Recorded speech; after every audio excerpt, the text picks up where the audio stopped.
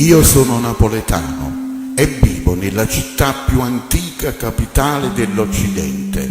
Eravamo metropoli quando New York non esisteva e Londra e Parigi erano piccole città. Io sono napoletano e appartengo alla cultura più antica d'Europa, quella cultura che ci permetteva di parlare greco quando tutti parlavano latino. Io sono napoletano e parlo una lingua che era lingua diplomatica alla corte di Caterina la Grande, quella lingua che ha dato all'Italia una tradizione musicale, letterale e teatrale. Io sono napoletano e vivo in una città dove in 600 anni di Inquisizione mai si è acceso un fuoco per bruciare persone, o dove mai all'Inquisizione spagnola fu permesso di insediare un tribunale. Io sono napoletano e vivo in una città che ha fatto dell'accoglienza e della tolleranza la cifra della sua riconoscibilità. Una città dove gli dei antichi vivono insieme agli dei nuovi. Le anime sono così grandi da contenerli e amarli tutti. Io sono napoletano e vivo in una città che ha inventato il sospeso, il caffè pagato all'estraneo che mai conoscerai perché nessuno si senta così povero da non potersi permettere nemmeno un caffè.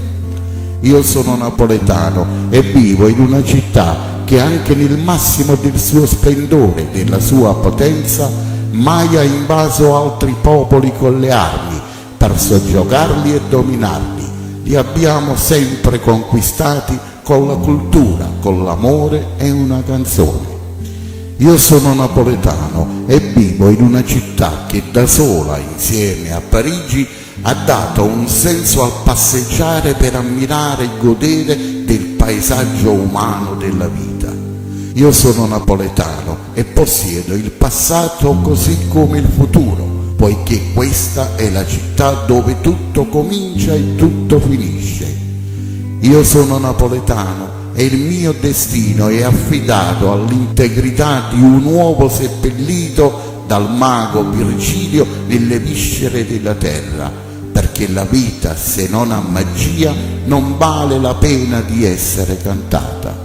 Io sono napoletano e ho nel corpo tutte le ferite e tutti i dolori di Iside che cerca il corpo di Osiride. Questo corpo mai ricomposto cerco di farlo rinascere nel pellegrinaggio dei 7 santuari. Io sono napoletano e abito in una città nata nel corpo di una sirena morta di dolore per non essere riuscita a sedurre Ulisse. Io sono napoletano e abito in una città della quale Hans Christian Andersen, mirabile inventore di favole, venuto a trovarci dalle fredde luci del profondissimo nord, andandosene ebbe a dire: quando sarò morto tornerò a Napoli per fare il fantasma, perché qui la notte è indicibile e bella.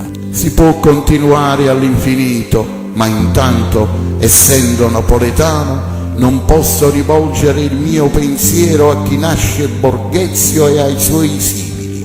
Noi non saremo mai capaci di tanto odio. Noi amiamo il coraggio dell'ironia e a chi ci insultò dagli spalti di uno stadio dicendo «Napoletani vi odiamo tutti», preferimmo rispondere con un ironico «Giulietta è una zoccola». Shakespeare non si offese, i cretini non capirono e il mondo rise.